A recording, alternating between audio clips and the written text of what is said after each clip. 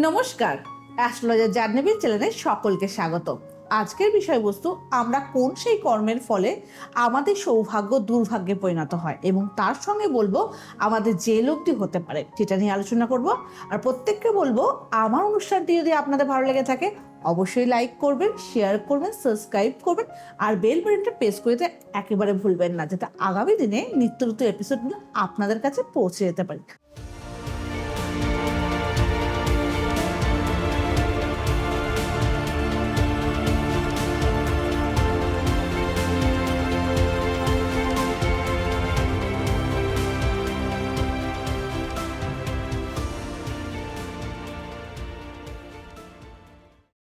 আমরা কোন মানুষ ভালো থাকতে চাই না? প্রত্যেকে চাই সুখে স্বাচ্ছন্দ্যে থাকতে। আমাদের জীবনে এগিয়ে যাওয়ার জন্য ভাগ্যকে আমরা অনেক সময় দায়ী করি, কিন্তু ভাগ্যের সঙ্গে আমরা কর্মও করে থাকি। আমাদের এই সৌভাগ্যকে বয়ে আনার জন্য আমরা অনেক জ্যোতিষীর কাছে যাই, আমরা আমাদের ছক বিচার করি। কিন্তু ছক বিচার করার পর জ্যোতিষী অনেক সময় বলে, তোমার ভাগ্য তো সৌভাগ্যের কারণ, তোমার যে জন্মকুণ্ডলী আছে এই জন্মকুণ্ডলীতে তুমি সৌভাগ্য পেতে পারো। কিন্তু সৌভাগ্য তো দূরের কথা দিদি, কোনো সময় সাকসেসও পাচ্ছি না। কেন হচ্ছে একটু বলতে পারবেন? হ্যাঁ, আমরা অনেক সময় দেখা যায় জন্মকুণ্ডলীতে গ্রহ ভালো থাকা সত্ত্বেও আমরা আমাদের কিছু ভুল কাজের জন্য আমাদের সৌভাগ্য দুর্ভাগ্যে পরিণত হয়ে যায় এবং আমাদের ভাগ্যগুরু খারাপ হয়ে যায়। অর্থাৎ আমাদের 9th হাউসের লর্ড ভাগ্যগুরু আমাদের ভাগ্যটাকে দেখে এবং সেইটা আমাদের কর্মের ফলে নষ্ট হয়ে যায়। আমাদের 12টা রাশি চক্রের মধ্যে 9th হাউস অর্থাৎ বৃহস্পতি আমাদের ভাগ্যটাকে দেখে। আর বলা হয় আমাদের তো এত ভাগ্য খারাপ হয়ে যায়, তার সঙ্গে আমাদের কিন্তু বৃহস্পতির অশুভ ফলও আমরা পেয়ে থাকি। আর এই বৃহস্পতির অশুভ ফল মানে আমরা কম বেশি প্রত্যেকটা মানুষ জানি আমাদের জীবনে কি খারাপ হতে পারে। বৃহস্পতি খারাপ, তার জন্য আমাদের জীবনে স্বাচ্ছন্দ্য আসে না, সুখ আসে না, হাজব্যান্ড ওয়াইফের রিলেশন ভালো হয় না, সুসন্তান পাই না এবং তার সঙ্গে আমার ধন দৌলত সম্পদ সব নষ্ট হয়ে যায়। মানযশ, যে মানযশ আমার এককালে প্রচুর ছিল, সেই মানযশ নষ্ট, জেল হাজতবাস হয়ে যায়। এই বৃহস্পতি আমাদের এই ভুল কাজের জন্যই নষ্ট হয়। এখন আমরা বিস্তারিত আলোচনায় যাব আর প্রত্যেককে বলবো যে এই আলোচনার সঙ্গে সঙ্গে প্রত্যেকে তাদের সঙ্গে যদি এই ঘটনাগুলো ঘটে থাকে তাদের জন্মছকটা ইমিডিয়েটলি বিচার করুন আর পারলে আমার নিচে দেওয়া কন্ট্যাক্ট নাম্বারে যোগাযোগ করতে পারেন। আমাদের 1 নম্বর পয়েন্ট, যে ভুলটা আমরা সচরাচর করে থাকি, আমরা বিভিন্ন মানুষ ভারতবর্ষে বিভিন্ন ধর্মে বিশ্বাসী। আমরা প্রত্যেকটা মানুষ, কেউ বাঙালি মানে হিন্দু, কেউ খ্রিস্টান, কেউ মুসলিম। তো আমরা আমাদের ধর্মকে প্রত্যেকে ভালোবাসি এবং ধর্মকে ভালোবাসার সঙ্গে সঙ্গে শ্রদ্ধাও করি। এই যে শ্রাবণ মাস সবাই শিবের পুজো করছে, অর্থাৎ বাবা ভোলেনাথকে মন দিয়ে আরাধনা করছে। কিন্তু এখানে একটা কিন্তু আছে, অনেককে দেখা যায় নিজের ধর্মকে তো খুবই ভালোবাসে কিন্তু অন্য ধর্মের প্রতি সবসময় অনীহা দেখা যায় এবং নানান রকম বিরক্তিকর মন্তব্য তারা করে থাকে।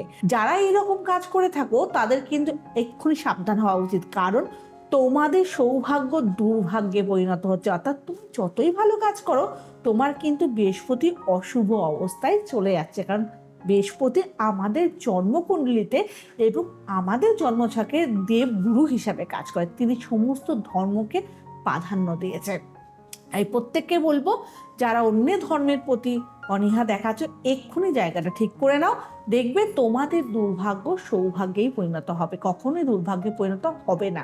অনেক সময় দেখা যায় অনেকে আইন ভাঙে, জাহ্নবী মানে একটু সাইন্টিফিক ভাবে বলে, তো একটু ব্যাখ্যা দিয়ে বলে। অনেকে দেখেছি আইন ভাঙে। তো আইন ভাঙা মানে, ধরো এই সিগন্যালটা ক্রস করা যাবে না, এখন সেই সিগন্যালটা সে ক্রস করে। অনেকে ভালো লাগে আইন ভাঙতে, তাদের কিন্তু সৌভাগ্যটা দুর্ভাগ্যে পরিণত হয়, বৃহস্পতি নেগেটিভ হয়ে যায়। তো অনেকে প্রশ্ন করতেই পারে, দিদি লয়াররা তো সবসময় আইন ভাঙছে, তা তো মিথ্যে কথা ঝরঝর করে বলছে, তাদের কি তাহলে সবার কি লয়ারদের দুর্ভাগ্য হয়ে যাবে, সৌভাগ্য থাকবে না? এইখানে একটু লজিক আছে। না, লয়ারদের ক্ষেত্রে এটা প্রযোজ্য নয়, কারণ তারা তার ক্লায়েন্টকে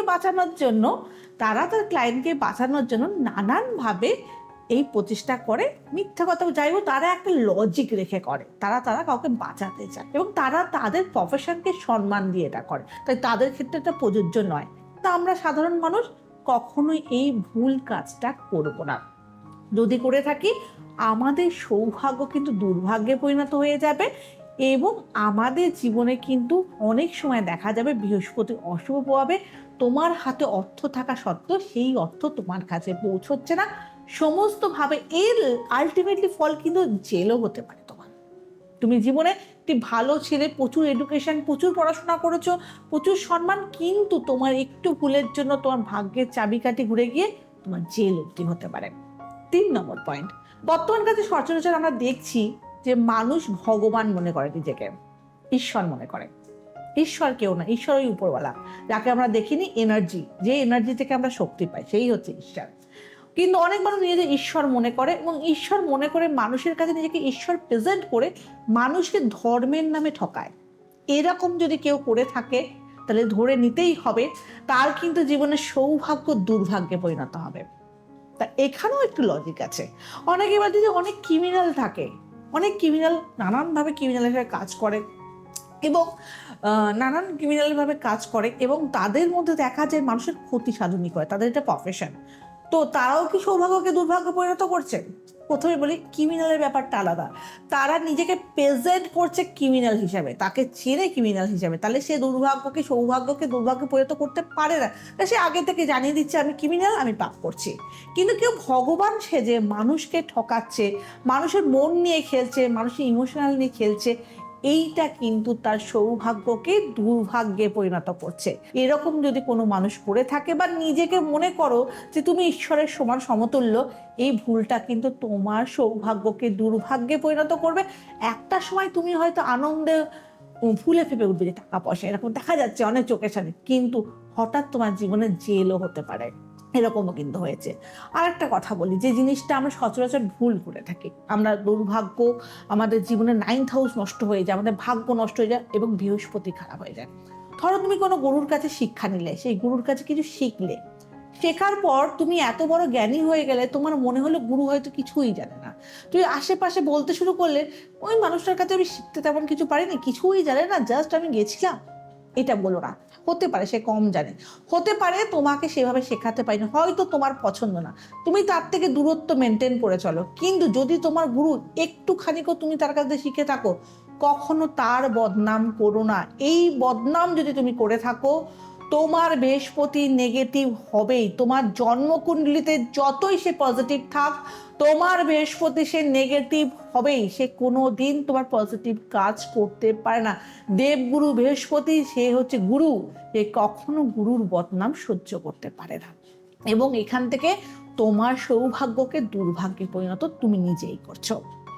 আলটিমেটলি যেটা মেইন পয়েন্ট, আলটিমেটলি আমরা বলে নিই, সবার লাস্ট পয়েন্টটা হচ্ছে 9th হাউসের লর্ড যেহেতু ভাগ্যগুরু, সেখানে পিতার সঙ্গে বিশাল বড় একটা ঘর বিনিময়, পিতার ব্যাপারে আমরা জানতে পাই। 9th হাউস থেকে বাবাকে দেখি আমরা। অনেক সময় দেখা যায় যে বাবাকে সম্মান করি না আমরা, বাবার সঙ্গে নানানভাবে দ্বন্দ্ব, বাবাকে আমরা আন্ডারস্টিমেট করি, যে তুমি কিচ্ছু জানো না, তোমার দ্বারা কিছু সম্ভব না, এরকমভাবে বাবাকে হেয় করি আমরা। তখন কিন্তু তুমি তোমার ভাগ্যকে নষ্ট করছো, এবং দেবগুরু বৃহস্পতির অশুভ ফল পাচ্ছ। এখানেও অনেকে বলতে পারে, দিদি আমার বাবা খুবই খারাপ, সবার কাছেই খারাপ, তাহলে সেই মানুষটাকে মানবো কি করে? সব বাবাই কি ভালো হবে এরকম কোনো কথা আছে? না, সব বাবা ভালো হবে এরকম কোনো কথা নাও থাকতে পারে। কিন্তু তোমার বাবা যদি খারাপও হয়, তুমি তার থেকে দূরত্ব মেনটেন করে দূরে চলে যাও, নিজেকে প্রতিস্থাপন করো, নিজেকে দাঁড় করো, তুমি তার থেকে দূরে গিয়ে নিজেকে প্রতিষ্ঠা করে নিজেকে একটা জায়গায় পৌঁছাও। কিন্তু বাবাকে তুমি ইগনোর করো, বাবাকে তুমি খারাপ কিছু বলো না। এটা বলা মানে তুমি তোমার ছকের দেবগুরু বৃহস্পতির অশুভ ফল পাচ্ছ, তোমার ভাগ্যকে খারাপ করছো। তাই যাদের সঙ্গে এই সমস্যাগুলো ঘটছে এবং দেখতে পাচ্ছ তোমরা তোমাদের বৃহস্পতির অশুভ ফল পাচ্ছ, বা জীবনে ভাগ্য ফিরছে না, অর্থ ধরে রাখতে পারছো না, বিবাহিত জীবনে সুখ নেই, সন্তানদের দ্বারা নানানভাবে প্রতারিত, নানানভাবে এতদিন তুমি সম্মানের সঙ্গে ছিলে, সেই সম্মান ধুলোয় মিশে গেছে, কোর্ট কেস, ঝামেলা, এবং নানান কাজে তুমি জড়িত ছিলে, একসময় সোশ্যাল কাজে, সেইখান থেকেও তোমাকে নানানভাবে হেয় করা হচ্ছে। যাদের সঙ্গে এই ঘটনা ঘটছে, ধরে নিতেই হবে তোমরা তোমাদের ভাগ্যকে তোমাদের কর্মফলেই নষ্ট করেছো, দেবগুরুর অশুভ ফল পাচ্ছ। ইমিডিয়েটলি সেই জায়গাটা রেকটিফাই করো। আর যদি মনে হয় আমার কাছে এলে সেই জায়গা রেকটিফাই করতে পারবে, নিচে দেওয়া কন্ট্যাক্ট নাম্বারে যোগাযোগ করো। আর প্রত্যেককে বলবো, যদি আমার অনুষ্ঠানটি তোমাদের ভালো লেগে থাকে, অবশ্যই লাইক করো, শেয়ার করো, সাবস্ক্রাইব করো, বেল বাটনটা প্রেস করে দিও। সকলের মঙ্গল হোক। জয় মাতারা। নমস্কার।